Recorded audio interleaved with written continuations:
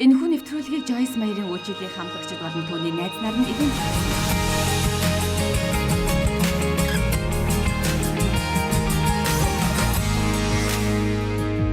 За сайн сонсорой. Бурханд итгэхгүй бол амьдрал утгагүй байдаг. Бурханд итгэнэ гэдэг бол энэ дэлхий дээрх хамгийн сайхан зүйл юм.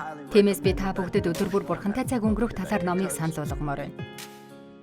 Учир нь Дэв надтай хурмаа хийхээсээ ч өмнө Бурхантай дотн харилцдаг байсан нь сайн хэрэг бас. Тэгээг бол надтай хурмаа хийхгүй байх байсан юм. Дэв Бурханд маш амархан итгэдэг. Харин би өссөн орчноос болсон уу тийм биш байсан л да.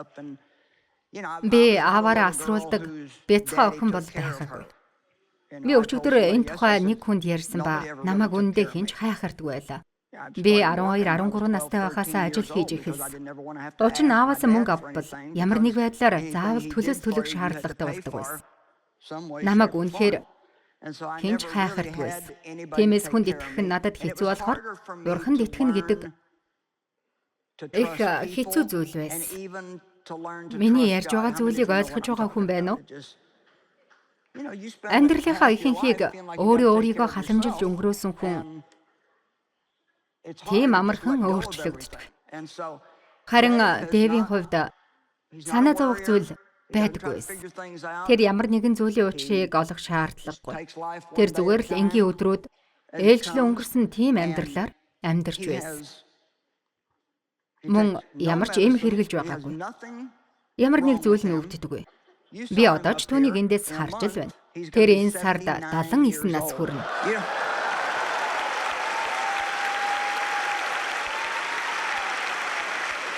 Тийм шүү. Тэр өмнө нь өмсдөг байсан, хорим хийхдээ ч өмсж байсан тэр хувцсны хэмжээнд хүртэл хിവэрэл байгаа. Би ч бас адилхан. Гэхдээ гэрлэх үедээ арай л жижиг байсан л да. Би амьдралын турш ямар нэгэн зүйлийн учрыг олох гэсээр таарлаа. Би бас эмуудаг. Бурханд итгэснээр түүнд даатгаснаар яг л түүн шиг олон зүйл танд тустай байх болно. Та юу хийхээ мэдэхгүй байж тэр зүйлээ хийх гэж өөрөө хичээснээр хийдимий цаг зав хүч чармаалтай гарцдана. Тэгэхээр Библиэлд энийг юу гэж хэлдэг вэ гэхээр махан биеэр ажиллах гэдэг. Бурхны зөвхөн хийх зүйл дээр бид хийдимий хүчээ зарцуулж байгаа. Тэр биднийг ийм байгаасаа гэж хүсдэггүй. Харин биднийг өөрийнх нь заавраар хийж, удирдлагаар нь явж, түүний хүсснийг хийж дуулууртай байгаасаа гэж хүсдэг. Заримдаа Бурхан таныг зүгээр л чимээг байгаасаа гэж хүсдэг. Үнэхээр сонирн байгаа биз, тийм үү? Юу гэж байна вэ гэж юу? Та хүүхдүүддээ Есүс чамд хайртай гэж яриад байж болохгүй нь байна. Тийм гэж юу?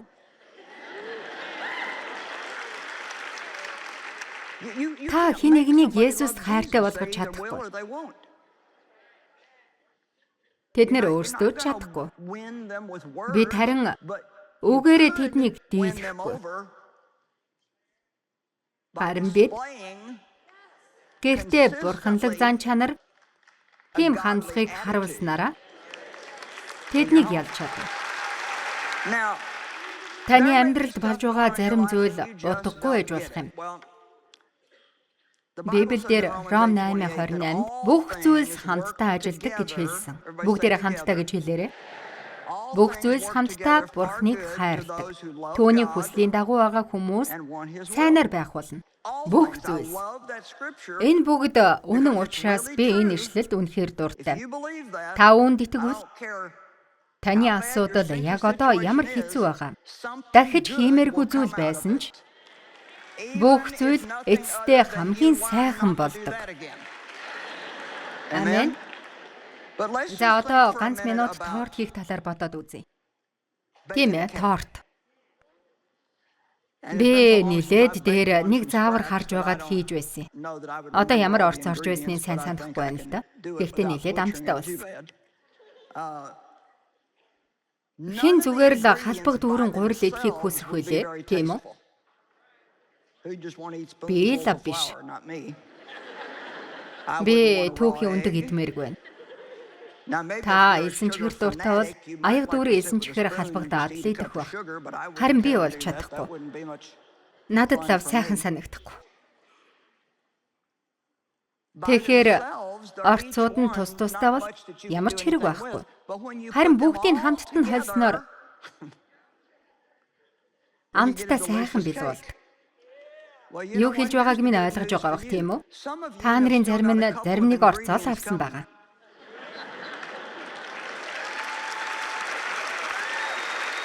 Тэгэхээр яг одоохондоо бүх зүйлс хамтдаа сайн болоогүй байна гэсэн үг. Танд дахиад хэдэн орц хэрэгтэй? Удахгүй тэр орцоо аваад гайхалтай зүйл болох болно. Тийм шүү. Та Бурхныг төвчээртэйгээр хүлээвэл гайхалтай зүйл болох болно. Бурхныг хүлээж байхдаа би юу хийх болж байна гэж та асууж болох юм. Зүгээр л одоо байгаагаараа жаргалтай байхад болно. Тийм биш гэж юу? Тэр та нарыг элбэг ад жаргалтай байлгахын тулд ирсэн. Танд асуудал байсан ч амьдралдаа ад жаргалтай байж болдгийг та мэдэх үү? Та мэдэхгүй байгаа. Тиймээс зүгээр л амьдралдаа ад жаргалтай бай. Амьдрал нь асуудалтай байсан ч ад жаргалтай байгаа хүнд ямар ч буруутай гэсэн мэдрэмж төрдөггүй. 40 жилийн өмнө бид хоёр 40 насаар залуу байхдаа гэсэн үг. Тэр үед 3 жоохон хүүхэдтэй. Ихэнх залуу гэр бүлүүд ч их хангалттай мөнгө байдгүй байсан. Тэгээд би юм төлөх дуртаагаараа хамаг төлбөрүүдэд төлдөг байсан. Эмэгтэйчүүд дуртай ажил, та нарын дунд мөнгө барих дуртай хүн байна уу? Мөнгө өгсөн удирдлагыг гартаа авсан мэт л байдаг. Би удирдлагыг гартаа авмаар байна шүү.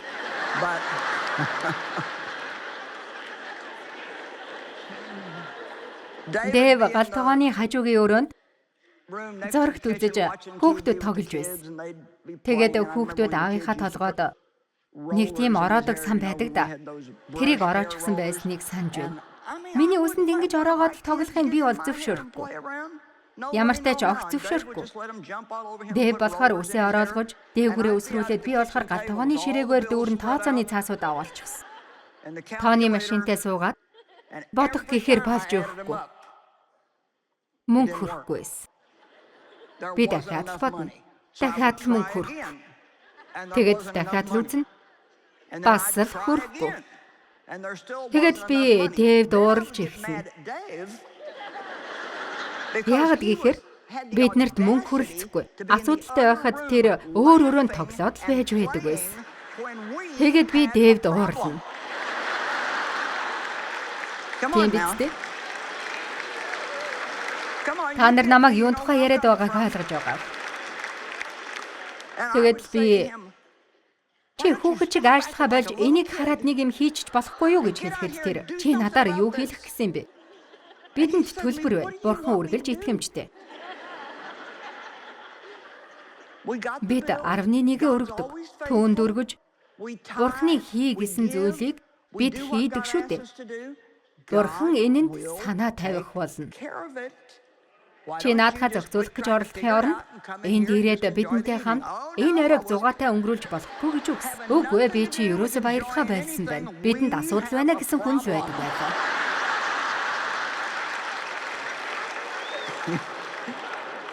Надад ингээд дотн хамаатны хүмүүс байна уу? Үнэхээр дотны хүмүүс байна уу? Асуудал тулгархаараа бид өөрсдөө шийдэх гэж оролдоод улмал байдлыг хүндрүүлээд байдаг. Энэ гэрт чинь баярлах боломж алга. Бурхан минь би бүр давчилсан. Үргэлжил санаа зовлттой. Би амьд байгаа нь гайхмаар шүү. Миний хатам их надад анхны Библийг минь өгсөн. Жижигхэн цагаан урд нэг ишлэл бичсэн King James байсан. Үнэхээр зөв шиг үг гэж би боддог. Дуулал 37-гийн 5. Эзэн замаа даадаг. Түүнд итэг найд. Тэгвэл тэр биелүүлж өгнө. Энэ үнэхээр гайхалтай ишлэл. Учир шалтгааныг заавал олох ямар шалтгаан байна вэ? Зүгээр л аль нь сайн гэдгийг минутын дотор бодогдлуулна. Гэхдээ би юмны учрыг олох гэж оролдохгүй. Зүгээр л нэг мунхаг юм шиг байх талаар яриаггүй шүү. Зүгээр л дандаа сэтгэлээр унаж, зовсон байдалд битгий хүрээрэ гэж хэлээд байгаа юм.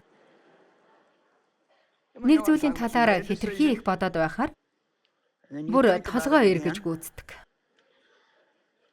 За, миний хэлэх гэсэн санааг ойлгож байна уу? Та шийдвэрээ аль хэдийн гаргачгаа дахиад л бодоод байд. Би ингэж хийдэг байж тэгээд л дахиад л бодоод эхэлнэ. Үгүй ээ, эхлээд хийснээрээ л байдаг байж. Тэгээд өөрийнхөө амьдралыг яах вэ гэж байгаа хин нэгэн лүү залгаад. Тэгээд тэр хүнээсээ би ийм зүйл хийсэн. Чи юу гэж бодож байна гэж асуув. Тийм л үстэй. Тэгээд юр хоёр санаатай байвал улмал бодсон. Шийдвэрээ гаргаад өөр зүйл хий. Амен. Та нар дотор яг одоо шийдвэр гаргах хэрэгтэй байгаа хэдэн хүн байна вэ? Гэхдээ шийдвэр гаргах хэрэгтэй байгаад байдаг.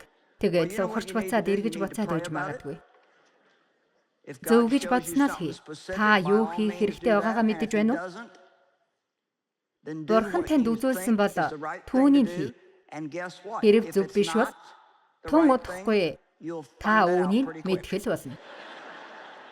Бид алдаа гаргалаа гэж дэлхийн төгсгөл биш шүү дээ. Заримдаа бид хийх ёстой зүйлээ олж мэдхийн тулд хийх ёсгүйгээ олох явдал чухал. Сайн байна. Учрыг олох гэж хичээх нь асуудал дагуулдаг. Учрыг олохоор хичээх нь тархийг асуудалтай болгодог. Бурхан биднийг асуудал донд байх биш, харин амар тайван дунд байгаасаа гэж хүсдэг. Өөрт байгаа хүнд хэцүү зүйлээ надад авчирч өг.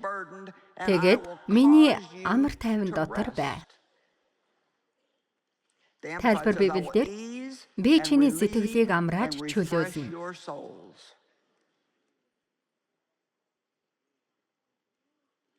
Толгоогоо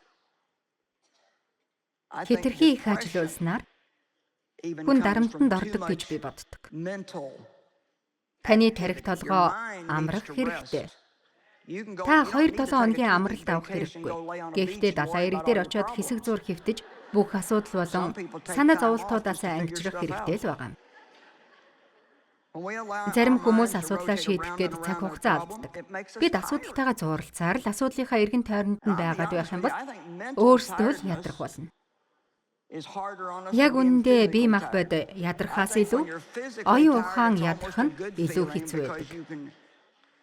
Та бие махбодоор ядрах юм бол суугаад амрахтал сайхан болчихдог. Харин оюун бодлоор ядарсан үед энэ байдлаасаа гарахад хэцүү байдаг. Байнга л юм бодсоор л байдаг. Оюун бодлоо амрааж байгаарай. Учир шалтгааныг олох гэж хит тулаархаар бодилж эхэлдэг. Харин бурханд итгэснээр толгой эргэсэн байдлаас гарна. Дуулал 71:1. Эзэн таны дотор би хоригдсон намайг хизээч ичгүрт битгий унгаач. 1-р Коринт 14:33. Учир нь бурхан бол самуурлын бус. Харин амар амгалангийн бурхан мөн. Ариун хүмүүсийн бүх чуулганы адил. Би Колосай 3:15 тайлбар Библийн орчуулганд их дуртай. Христийн амар тайван зүрхийг чинь захирав. Үүний тулд та нар нэгэн бие дотор дуудагдсан юм. Талархах түн. Одоо бид аль нэг талыг нь сонгохоо мэднэ. Аль талд нь орох уу гэдгийг мэддэг болсон, тийм үү?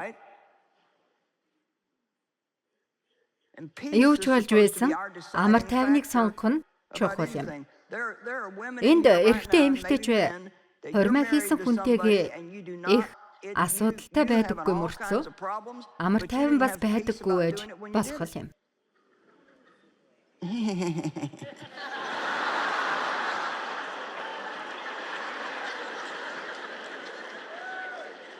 Би 18 настай байхдаа нэг залуутай гэрэлсэн. Хинч намайг тоохгүй гэж бодож байхад тэр залуу надад анхаарлаа хандуулсан учраас би түүнтэй гэрэлсэн. Би 9 настайдаа дахин төрсөн боловч бурхантай ямар нэг харилцаа байхгүй, үйлчлдэг байсан. Гэхдээ тэр ямар нэг байдлаар намайг хамгаалдаг байсан.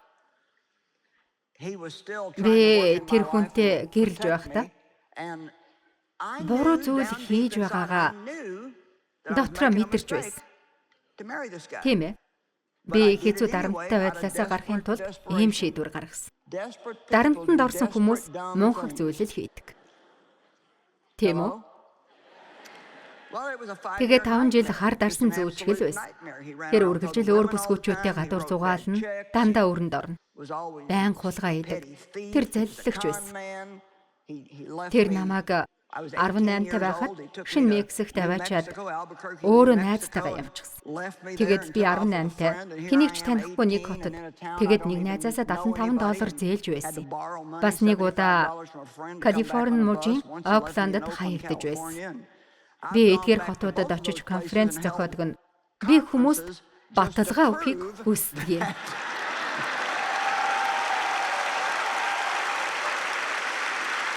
Муу сүнс миний амьдралыг сүйтгэх гээд чадаагүй гэдгийг л батлахыг хүсдэг.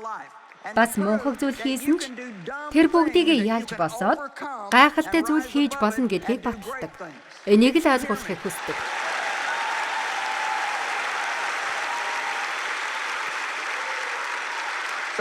Та амьдралдаа олон муухай зүйлсийг хийж байсан байж болно.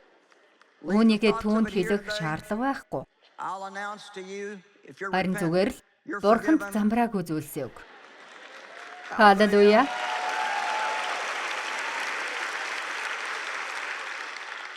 Тэгээд түүнийг ямар гайхалтай зүйл хийхийг нь харах хэрэгтэй.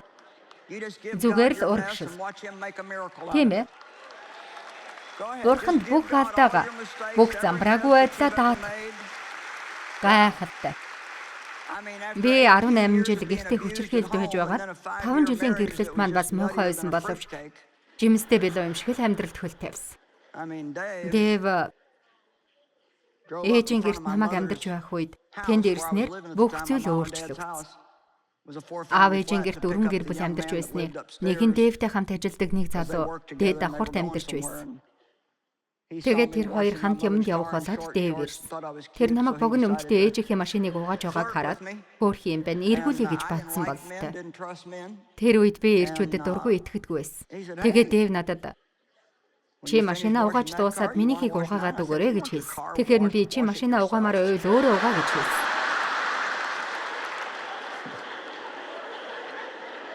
Тэгсэн тэр болохоор энэ охин минийх биш байгаа гэж бодсон гэсэн. Би сайн мэдэхгүйс.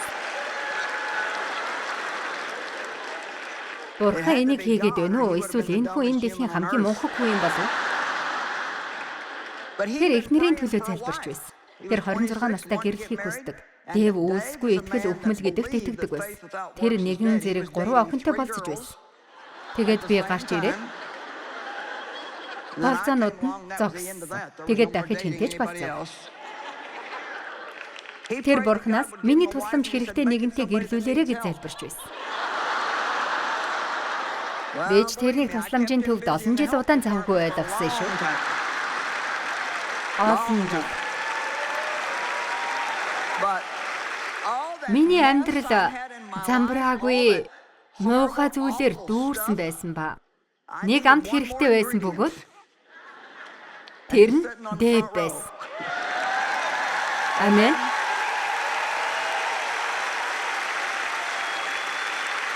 Та нарт гэж хэлэхэд амьдралттай намт болох зүйл ирж байгаа ш. Амен. Бурханд итэг. Та юу ч хийж хаагуурч явж байсан, Бурханд бүгдийг даатгавал тэр бүх зүйлсийг танд ашигтайгаар хийж өгөх болно. Та өөрөө хийх гээд хичээгээд ч нэмэргүй. Ягд гэвэл Бурханы хаан тулс ийм маягаар явагддаггүй. Та түүнд итгэх, тэр танаас нуух хэрэгтэй зүйлсийг нуугаад хаан хүрэх газраа хүрнэ. Харин өөрийнхөө зүтгэл үргэлжил утгагүй байсаар дуусна. Амен. Та нар дуртай дургуун хамаагүй би өөрөө хүргэж байгаа энэ үгэндээ дуртай байна.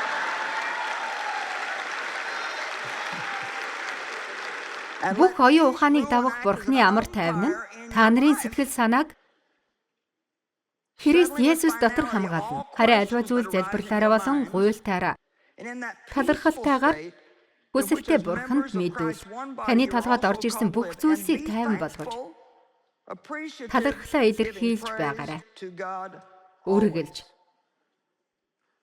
Би Филиппой 4:6-7-д дуртай. юунд ч битгий санаа зов. Харин аливаа зүйл залбирлаараа болон гуйлдаараа талархалтайгаар хүсэлтэд Бурханд мэдвэл. Та нарын амьдралд амар тайван хэрэгтэй байна уу?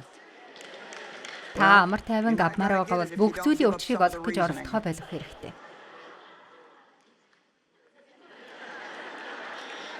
Энд хэтэрхий их зүйлийн учрыг олох гэж явж байгаа нэгэн байна уу? За альвэ. Би зүгээр л агаар түгээ цацаад байгаа юм шиг баймааргүй байна.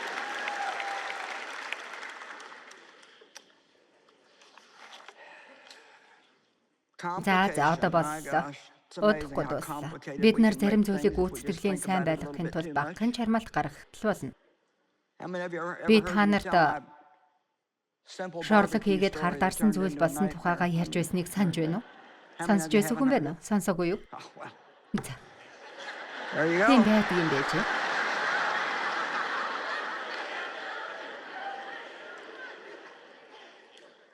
Бид залуу байхдаа явдаг байсан цуглаандаа олон нийтийн бүлэгт хамрагддаг байсан. Тэгээд нэм гаргийн орой чуулганаа тараад надад нэг санаа төрсөн юм. 3 гэр бүлтэй ярьсан. Тэгээд бүгдээрээ дараагийн нэм гарагт чуулганы дараа хамт цуглаад зайц шараад идэж болох юм байна. Тэгээд гадаа тоглоод хамт нөхөрлөх цаг гаргая гэж хэлсэн. Тэдч болох юм байна гэдээ ирэх болсон. Тэгээд 3 гэр бүл хамт нөхөрлөхөөр болж хэдэн зайц, чипс, гахамах шош байхтал болно. Сайхан болох байхаа л гэж бодсон. Тэгээд мегмар гараг болсон.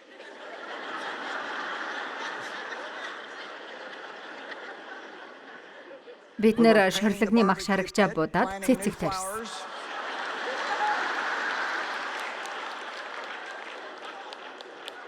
Тэгээд би гэртээ үдшилэг зохиож байгаа байж зарим нэг хүмүүсийг өрөхгүй бол гомдчих болов уу гэж бодсон. Тэгээд 10 гэр бүлийг өрөхөр болсон.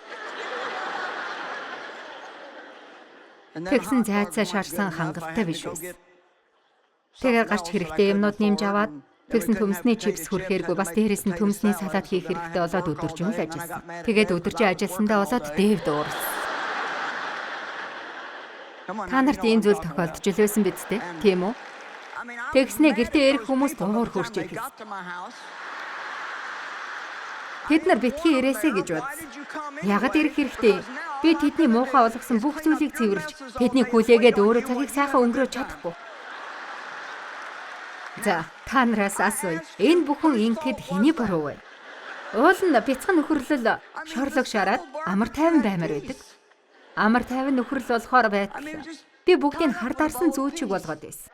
Тийм шүү. Та нарын дунд бас иймэрхүү маягаар зарим зүйлийг хар дарсан зүүд мэт болгож байсан хүн байгаа л үстэй.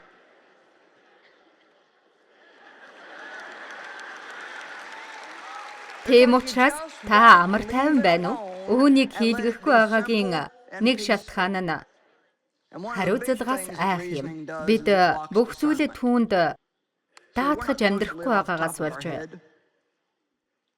Бидний сүнс тайван байж чадахгүй. Тэгэхээр та яг одоо түүн дээр ирээрэй. Та Христэд итгэгч бол энэ бүгдийг ойлгож авахд тэмч их хугацаа шаарддаг. Та хизээч асуудал тулгарч байгаагүй. Тэгээд энэ бүгд гинт бий болно гэж байхгүй. Та Есүст итгэл бүх зүйлс минутын дотор сайхан болно гэж бас байх. Бид бүгдийг баг багаар ойлгож ирсэн. Бид толгооноос бүгдийг ухаж ойлгохгүй. Харин сүнсээрээ ойлгодог болно. Христэд итгэгчид ямар нэг зүйлийг яагаад болж байгааг мэдээд байдаг. Бид яагаад ч мэддэг. Бидэнд яаж хийх талаар мэдлэг цаанаасаа байдаг. Бид яаж мэдээд байгаагаа мэддэггүй. Гэхдээ л мэдээд байдаг. Би энийг хийж болохгүй. Тэрнийг хийж болно гэж мэдээд л байдаг. Майки эхнэр бидэнтэй хамт аялдаг нэг охин байсан. Тэр аялалд явж байхдаа нөхөртөө бид нар чиний машины төлөө залбирах хэрэгтэй байхаа гэж хэлсэн. Тэр үед машин нь гэртээ краштай байсан. Тэр дараа нь эхнэр нь хэлж байгаа утгагүй санагдсан гэсэн. Тэгээд тэд хамтдаа машиныхаа төлөө залбирсан. Тэгээд тэд гэртээ ирсэн чинь хэрэм тэдний машинд ороод бүгдийг сүйтгэсэн байсан. Гаражны дээвэр эргэн тойрны зүйлсийг сүйтгэсэн байсан. Тэгэд машин дээр нь нурж унахад ойрхон болсон байсан.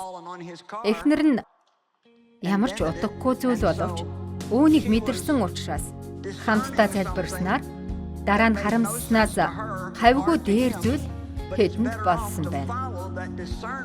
Тэгэхээр бид цаанаасаа л мэдээд байдаг.